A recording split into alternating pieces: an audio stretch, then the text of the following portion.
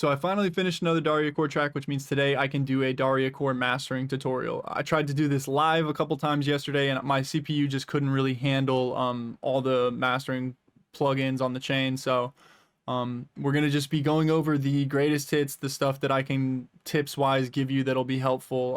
I'll upgrade my video card at some point, and then I should be able to do live mastering and like live song making tutorials, maybe even live streams. But for this tutorial, I'm just gonna be basically going through what are my best mastering tips that I can give you when you're like, and the process of like how you can master your track. For starters, let's go ahead and say what's the difference between mixing and mastering. So mixing is the process, and this is the very simplest explanation. Mixing is making all of your sounds sound well together, and mastering is making your whole song sound as loud as it can while not ruining the vibe and like killing the feeling of your song. You want to maintain some of the feeling of it. So from there, I want to jump into the approach that I feel like is the most useful and the easiest and the one that works the best, which is top-down mixing and mastering. Bottom up versus top down is kind of a little more complicated than what mixing and mastering is, but the easiest way I can explain it is actually I wrote a note, so this will really be helpful. I think push elements into clipping and limiting until they fall apart, and then fix the errors, specifically with mastering. So the first big tip that I can give, well, the first two big tips, once you finish your song and you're like, I like the mix with this one, I'm ready to master, save a new version of your song. Render as much as you can to audio so that you have the freedom to add like plugins on the master chain. If you need to do that, I always have to do that because my computer's not that great. And then you'll have like a fresh file where you can like do 2 hours, master your track in an hour or two, then do a completely new master where you've done different things, and you can compare and contrast and be like, I like this one better, or I like this one better. It just gives you the freedom to have like a starting point, because if you do your song and you do a big mastering session and the next day you listen to it and you're like, holy fuck, I've completely ruined the mix of this track during the mastering process, because that's the other thing is while you're mastering, at least the process that I use, I go back and do a lot of new mixing stuff that I wouldn't ever mix it like when I'm making the track. It's just things that I'll like slam into the master, and that'll make sense in a minute. But so that's the first big one, is save a new file that's like a base starting point for your master, so that you can do a couple different tries and like see which one you like the best. And then the next thing would be render a copy of just the audio of your track, and the reason for this is then you can go through looking at the loudness, because your ears it's hard to tell this even if you've produced for a long time, what is the loudest point in my track. I can kind of see right here that this is the loudest point in my track, and that's useful because with top down we're going to be going through and making this section super loud by bringing effects down onto these peaks here, and then doing that process over and over again, working from like the loudest points of my track to the quieter points of my track. So let's kind of just go ahead and show that process here right now. So I'm going to do this on my live audio. One more thing that I'll recommend if you've never mixed a track before in your life and you just want to see like, how is my song balanced right now? One of the things you can do is render a copy of 3 different versions of your track, 4 if you want. And the first one would be just the subs of your track. So I've done that here. I've set an EQ up, rendered this low frequency information into here. And as you can see, it's not the exact same heights, but it's pretty relatively close. It's within a couple decibels. Then I did another one of my mids, so doing a low cut, and don't go too hard with these Q ratio. You don't want to go like that. Like give it a pretty loose resonance. And then I'll set another one at 2000 here. Whoops, 2000, not 200. And do that, and the frequency I would recommend here is anywhere from 90 to 150 for the sub. Just do what feels like the sub in your track, because every track is going to be different. And then for the high band here, I would say anywhere from 1500 to like 5000 I think is a pretty good area to start. So I just did 2000 for this track. And then do a third copy of your song that is just the high band. And what that's going to tell you just right off the rip is my song kind of balanced? So like you could maybe do this rendering and then notice that this section right here of your highs and this section right here of your lows, this one, which is a drop, this drop right here is way too quiet. specifically in the lows. The mids right here are ridiculously high. And then the highs in this part of this drop are also way quieter than they should be. So like the way that this particular track breaks down, you can actually kind of see it pretty well here, that we go intro, riser, drop, breakdown, where this, you know, these mids right here may be a little too loud. And I did end up adjusting that in the final version of this. The drop right here is pretty nice and loud together, but then the mids right here are a little bit low for a drop. And then we have another breakdown where the mids are pretty prevalent and the highs are pretty prevalent. I might need to adjust that, which I did. I did all this, but I didn't look at it for this. This is just a good way to get like an idea of what issues your track might have. I use this, and I use this a lot early in production to like solve mysteries. So when I like had, you know, I got to a certain point in my master where I was like, it doesn't feel quite right and I don't have any idea what the problem is, I'd do a render of this and then I'd be like, oh, my highs are super loud, you know, my or my sub is so loud that it's making my mids distort right here, when the whole time I'm like, why are my mids so distorted? So hopefully that gives you an idea of what this is useful for. Also, it can be nice to find like errant peaks. So like this sound, for example, right here, I might see this and be like, well, I didn't definitely want there to be like a clap drum level peak right there. So that's another kind of useful thing that you can use. Now, we've talked a lot so far and I haven't really done any showing. So let's get into the showing the techniques. So we're going to be doing the top down approach, and I'm going to kind of shrink my whole project so you can see what's going into this here. And we have the loudest point, which starts somewhere around here. I will go ahead and say too that like if you're mastering your song, do whatever you want. There's no right way to produce. There are a couple effects that I would say are useful for like a mastering chain though. The first one would be like an input or an EQ at some point in your chain. I like to do an input on the or a EQ on the input. So the very first thing, I like to do a multiband compressor. So I have Pro MB here as the next effect. Then I like to do distortion, and the mix is turned all the way down on this. So I'll bring the distortion in once I've kind of balanced my frequencies with the first two effects. Then the last thing, and this one is important, do some kind of either clipper, oops, not a stereo pusher. You could use a mastering plugin like this. I don't really use this one too much. But a clipper, a limiter, or something to limit the peaks. Distortion even works for that.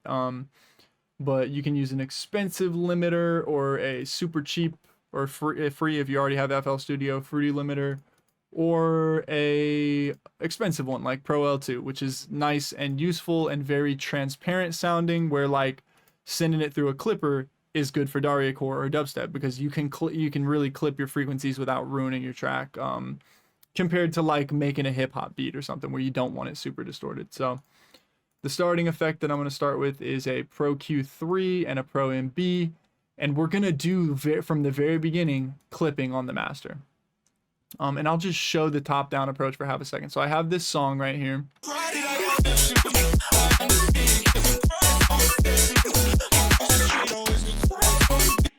And the first thing I'm going to do is turn my clipper on.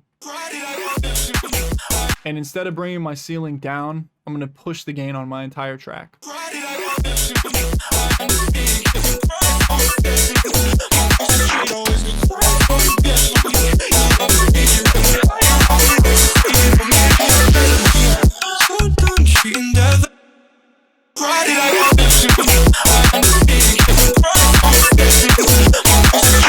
Okay, so I'm starting to hear a lot of issues once I push it to about the 15 decibel range. So let's go in here and try and fix some of those. And this is that top-down approach here. The first thing is definitely my hats are killing the mix here. And I don't want to squash the entire signal. We might try doing that first. Now I can hear it's distorting in the mid-range, but I think that's because of the sub. And as you can see, there's two effects, two visualizer effects that I use on every song that I make. One of them is just a oscilloscope. The other one is a vector scope. I also use a frequency spectrograph. This one will tell me a lot about clipping. This one will tell, well, they both tell me basically the same thing, which is is my song clipping super hard, and this one is the stereo clipping super hard. So I'll kind of re-push this into the gain so you can see once it starts clipping.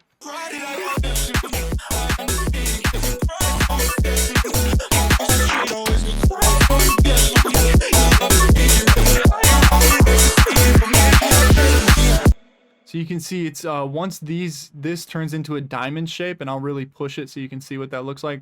That means that not only is the song clipping, but like the stereo field is hitting the clipper. Everything in the stereo is running into this clipper.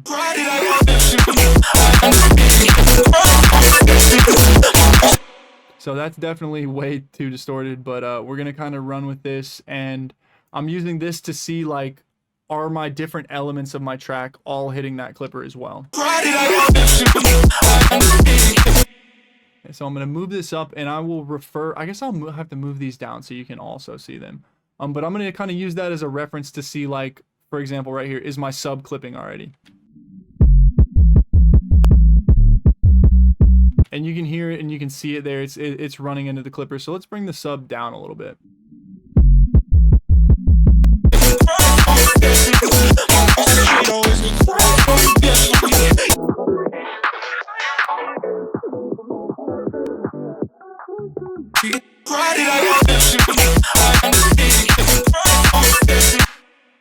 Now I'm going to go in here, and because the hats are still super loud, and before I keep moving forward, I just want to say the reason I like to use a multiband compressor is it tends to glue the mix together really well. The first thing that I typically do is not always, I most of the time I feel like start with the multiband compressor, but in this case the EQ came first. I only say that because I tend to like to start my mixing session by like selecting the bands of my compressor here, so my multiband compressor.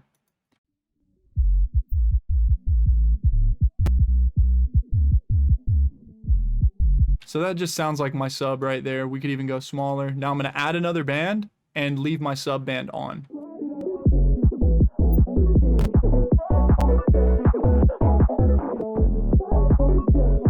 And I can kind of hear my clap in there. I don't want the full clap, so I'm going to kind of stop that band there. I still like my sub band. I like my little low mids band there. Let's get another high band in here.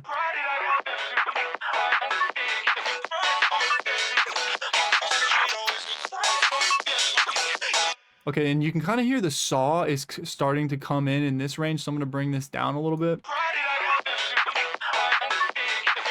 And I like that for that band. Let's go with the high band now, and maybe do another one too.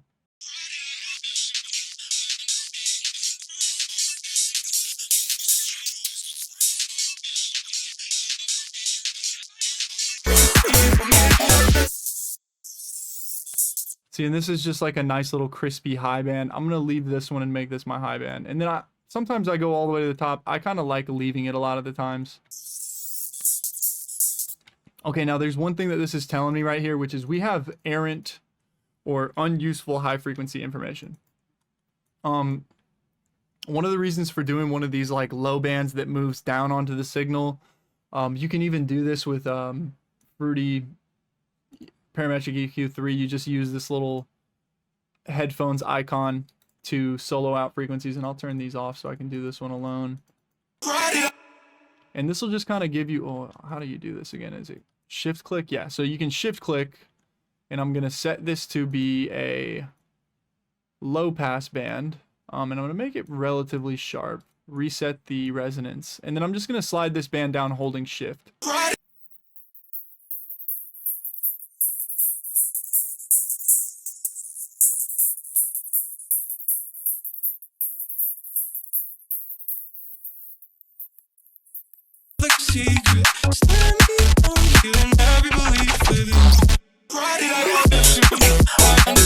And so what that's doing is just basically it's taking my whole track together and removing high frequencies that are going to add to my distortion, and basically unblend my mix by having some in the super high while not having others.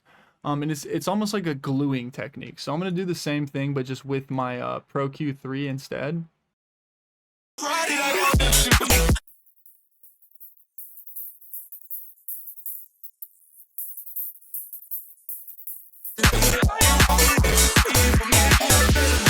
And I'm starting to get CPU clipping, which is the issue that I had when I tried to live record. So the next thing I would do normally with this, and you can do the same thing if you want to get this Pro MB trick without having to do all this work. Just get an OTT in here, turn it on, and I'll just show real quick.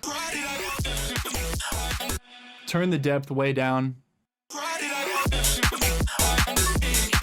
And that honestly sounds better than it did without it. I do want to have my clipper on while I'm doing this though.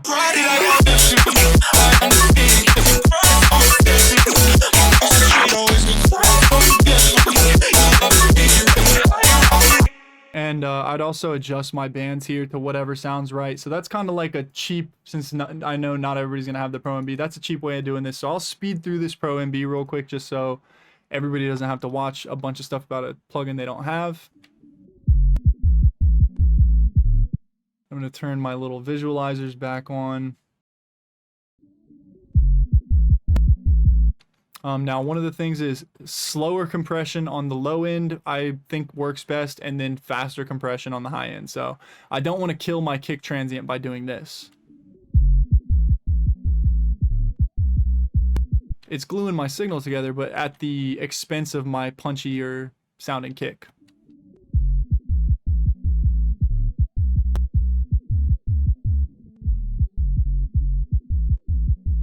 So now that I've added compression to it, I'm going to boost the gain on it.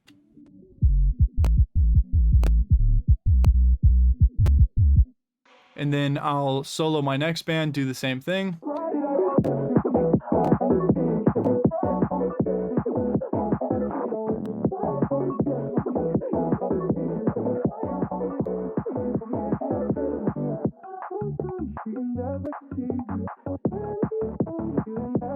Okay, I'm happy with that. I'm gonna just boost the gain a little bit, and then I'll come back and readjust these gains, the post gains after, while I'm not soloing them as the whole thing mixed together.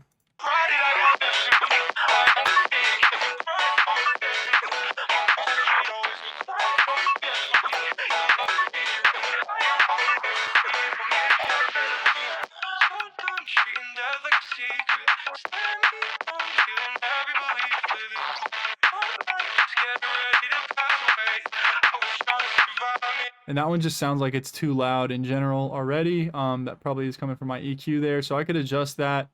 We'll just kind of keep it moving.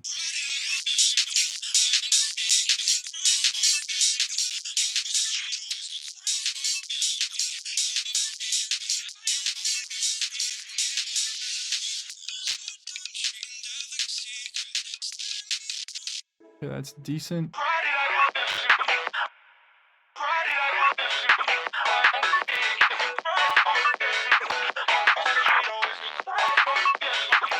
Okay, that actually sounds okay. Let's do the high band.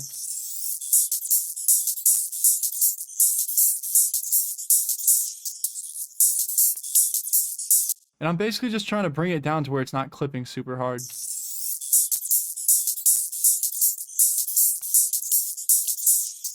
And I'm actually going to give this one a little bit more attack just because I want that cymbal to not get crushed out, right? At that point, it's just compressing my cymbal and making it even louder, if that makes sense. So like by compressing it and then boosting the gain, I've not actually reduced my signal or shaped my signal. I've just made a loud, abrasive frequency even louder. Oh no, I was about to say I'm in the wrong band. No.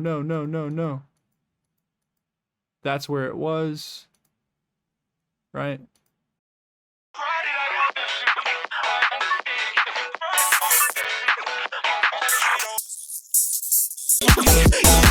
Well, that's fucking sucks. So I have to redo this band now.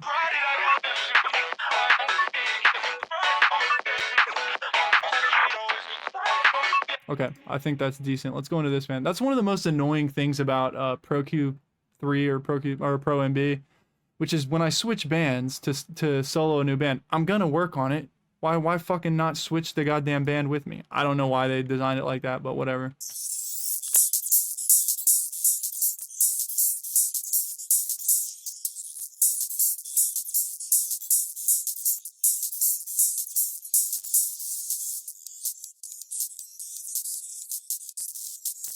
Okay,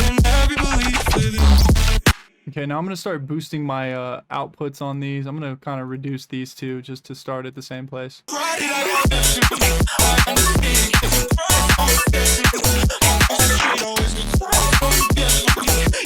And I'm starting to get clipping on the CPU, so I really gotta move past this plugin. Let's just select all the bands and kind of slide them all up until we hear which one's having an issue. So again, that top-down approach. I'm pushing things into the clipper until they fail, and then I'll take the ones out that failed.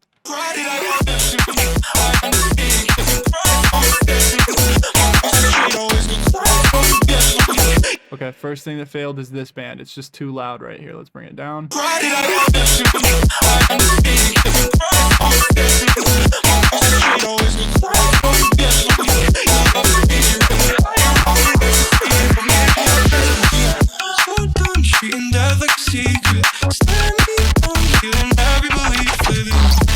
Okay, I'm decently happy with that, but I want to move forward. And I want to go ahead and bring my clipper volume back to 0 and push it up until it's, instead of just clipping super hard now, because one of the good tips that I'll give too is if you start getting ear fatigue, this is the dumbest tip ever, but let's say you're like, I can't really hear the problems with my signal. Because you're like right here and you're like, it's pretty loud, but it's not like overly distorted at any point. Push that clipper, dude.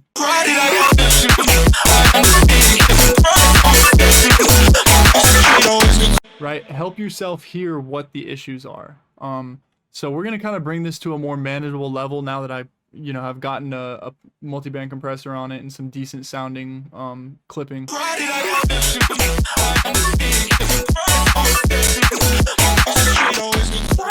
And we're gonna bring in some distortion. So Pretty Fast Distortion it's a really good plugin. The only thing that makes it hard is how wildly different the knobs make it sound. I never used this when I first started producing, and now it's just like kind of one of my go-to, I want this sound and I know how to get it. One of the things you can use to do mastering is the A, is it the A one? It might be the B one. What the fuck is the setting for this to sound like that? Yeah, no, it's the A one, yeah. So you do this, and then bring the post gain down, and then you can push the preamp. There we go. So what this is doing is adding light distortion to my input because it's past the 50% line, while also adding, and I don't want my post gain to be turned down, a clipping ceiling there. So with low threshold, it really just acts as a hard clipper. The higher you bring the threshold, the more distortion it adds early in the signal. So we're gonna go lowest threshold, maybe a little bit more. And now that I have this set like this, I can go in and just push the preamp until it starts distorting pretty well. So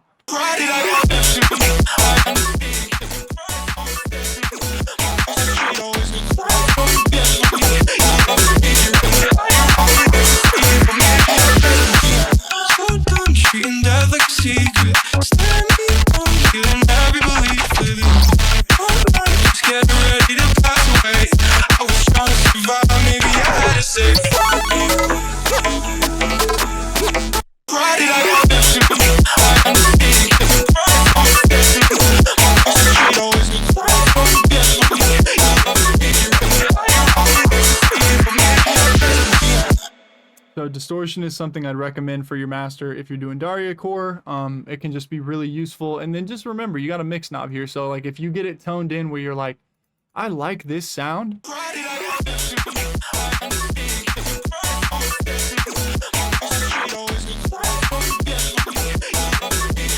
but it's just a little too distorted, just bring your mix down. So we'll go with that, and then we'll push the clipper back into that.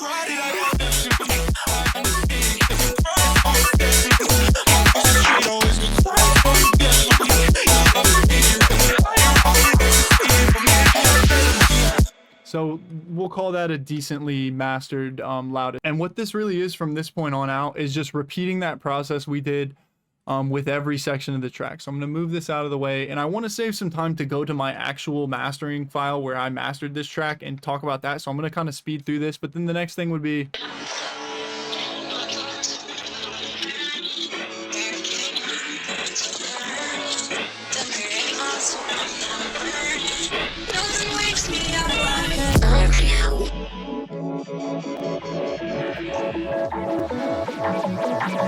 So as you can hear, I'm not even really hitting the clipping right here.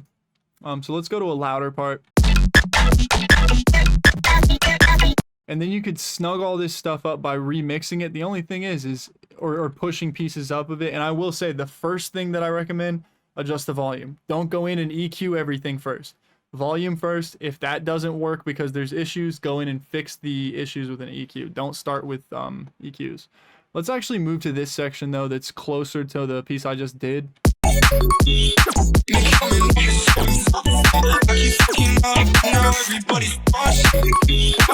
And what I would say I'd probably do next is like add some compression or bring I don't want to adjust the thing that I just did, which is this section, but like go in here and pick which sounds are super weak. Like in this case, I know this was one of the issues. My clap was so weak. And this is one of the cool things about the top. I'm going to turn that reverb off. This is one of the cool things about the top-down approach, which is if I have mastered a section super loud and I like it, but my one element is not working, you can literally just like clap max or whatever the fuck sound you want to be louder. As long as it's not super reverby, you can just push the volume on that super hard until it starts to fit with the mix.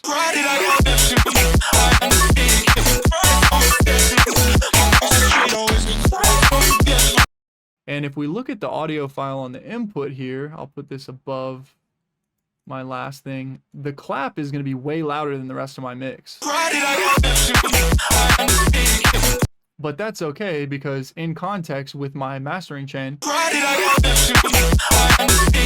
it's just pretty present there. And if I go in and do a little editing to this, like adding, I'm going to remove that gain, add a distortion, add an EQ, add a limiter to probably cut the tail down, then a little reverb to give it some space, and we'll solo this out.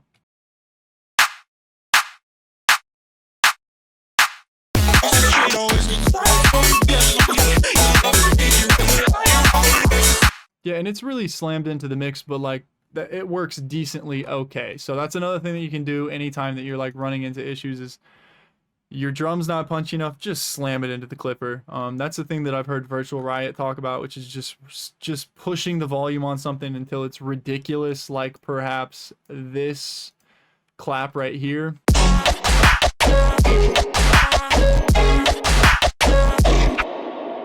The other thing would be as you go through your mix, if you have different sections like this, you can always go in and adjust. So as you can see for this sound right here, it was a little too loud in the breakdown. Right, if I leave it at the original gain.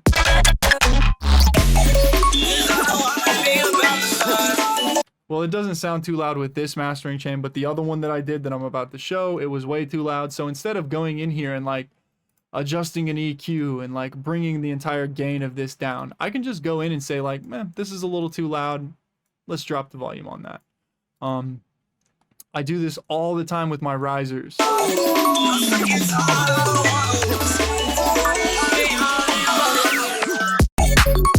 Right, to make them work in the mix. So, okay, so before I switch and show you the mastering chain that I use on this particular track, I don't know if it's gonna be super useful, but it'll give you an idea of just what you could do. I want to talk for half a second about add your mastering chain as early as you want in the process. So if you started a track, put an OTT on the master, and then put a EQ on the master, and then put a clipper on the master, then you can literally make your song while mastering your song. So it's just a useful trick that you can use. I've never done it, but I know a lot of people get good results doing that are really good producers, that I respect their opinions. Going from there to something that's kind of a petty topic, but it's, I think, useful to tell people. There's a lot of stuff on the internet, and a lot of people on the internet saying tips and guidelines that work for them. And then saying, you're not following my guideline, you shouldn't do that, you're breaking the rules, you're gonna mess your track up. Just find what you think are generally good rules, and then treat them as guidelines. So like, do what sounds the best, and there's no mixing trick that's the right way. There's no mastering thing that's the right way. There's nothing that you can do that's wrong. The reason I say that is because it can be tempting. I'm just a guy on the internet saying what I think is working well in what I do. But like, one of the tips when I first started producing that people would have called you all sorts of wild names for is never having stereo in the low end. Let's go ahead and dispel that. This is Leroy's song Sha Sha Sha Sha Sha Sha Sha. And this is the, oh, let me bring the stereo down here. This is the low end on his stereo. So I gotta turn my vector scope on. Let's go to the drop so you can kind of see that you don't have to listen to any of this nonsense that people say.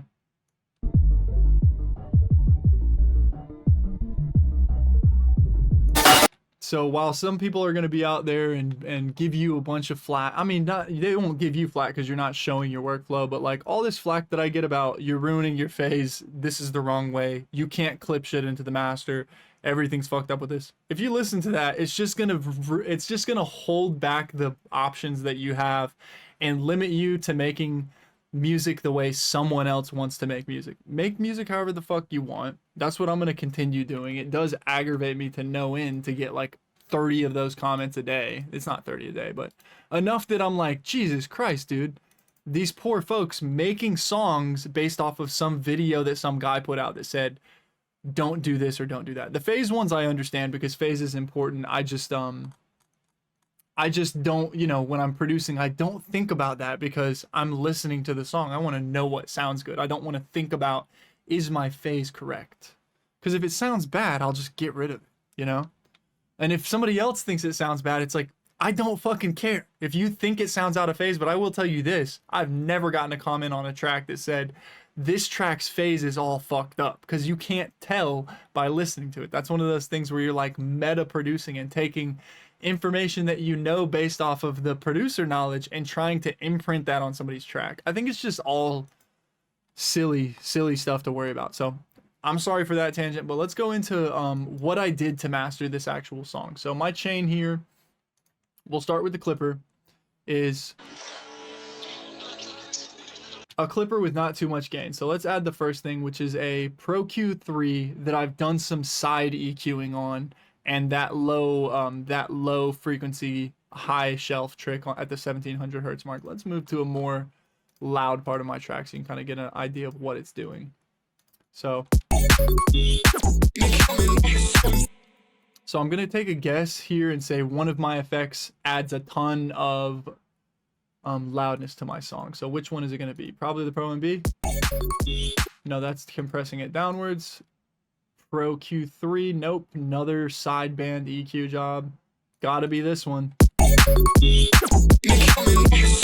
So I have a compressor here, and it's useful. I'm glad I showed this because it is useful to add single band compression as well as multi-band compression, because that will help parts of your song that have different loudnesses but in different parts of the spectrum to be glued together. So this is kind of a gluing EQ that I have here. So let's just kind of do each of these one at a time, which is the way that I've been going these days.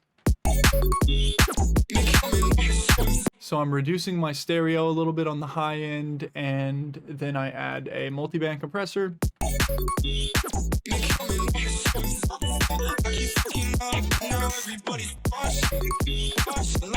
So as you can see, it's kind of making my sub a good amount quieter, and while also compressing the entire signal down there together. Then as you can see, it's really only EQing, or it's really only compressing my loudest peaks there. This one, just a general compressor where it's reducing all the bands at about the, or all the loudnesses at about the same impact. This one again isn't hitting too hard in this section. It may do more work where there's more high frequency info.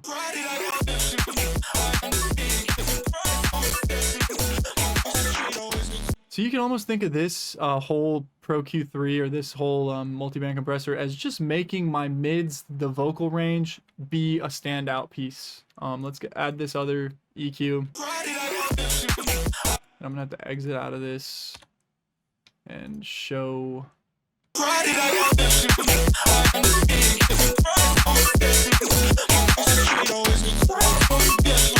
So I'm gonna definitely have audio clipping here, so I'm just gonna have to speed through the rest of this. Then we have a pretty heavy distortion. Let's hear how it sounds without it. Then I add the distortion in. Then I add a clipper and push the gain into my clipper. So I just want to show what this final distortion versus this final clipper is doing. The final distortion is taking my signal from... I gotta exit out of this. It's taking my signal from this compressor, glues my whole signal together, and makes it way louder than this final distortion.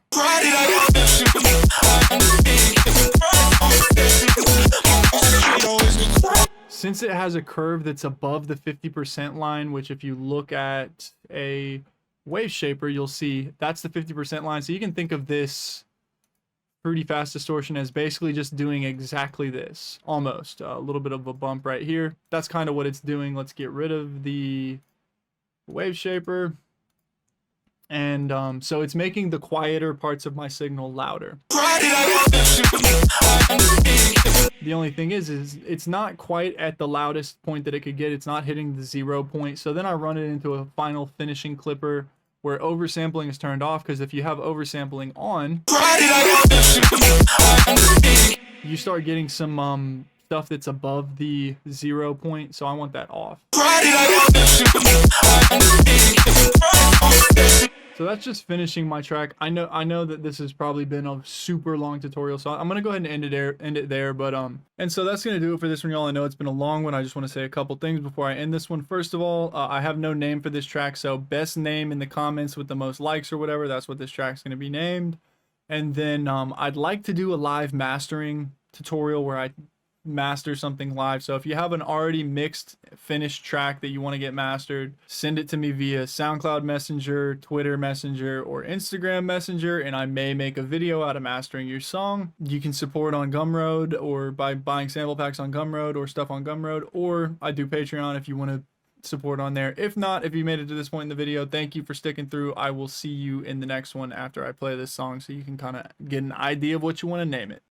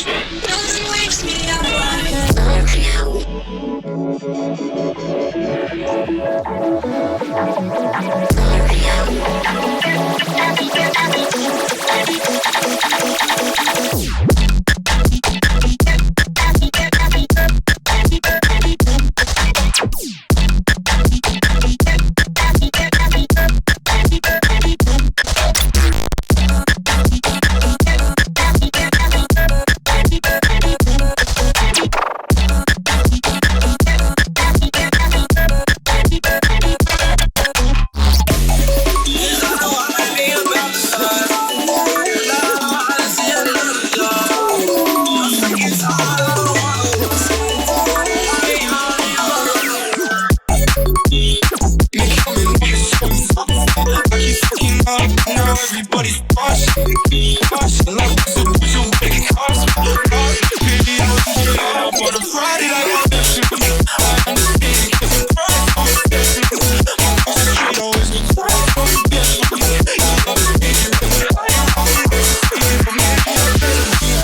so done treating death like a secret. Standing on, killing every belief with it. Just getting ready to pass away. I was trying to survive, maybe I had to say fuck you.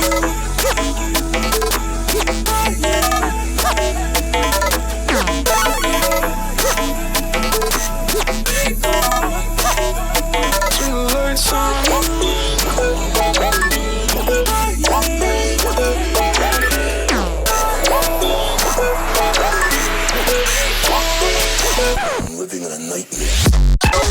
Treating death like a secret. Standing on, killing every belief with it. Just getting ready to pass away.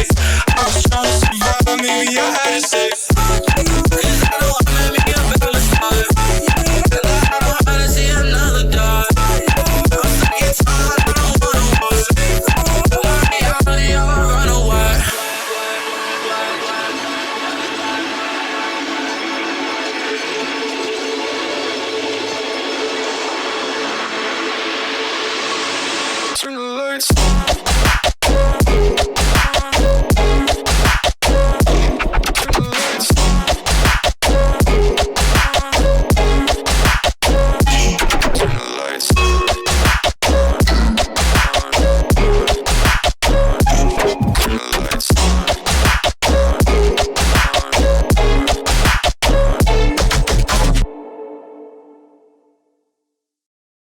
Thanks for watching.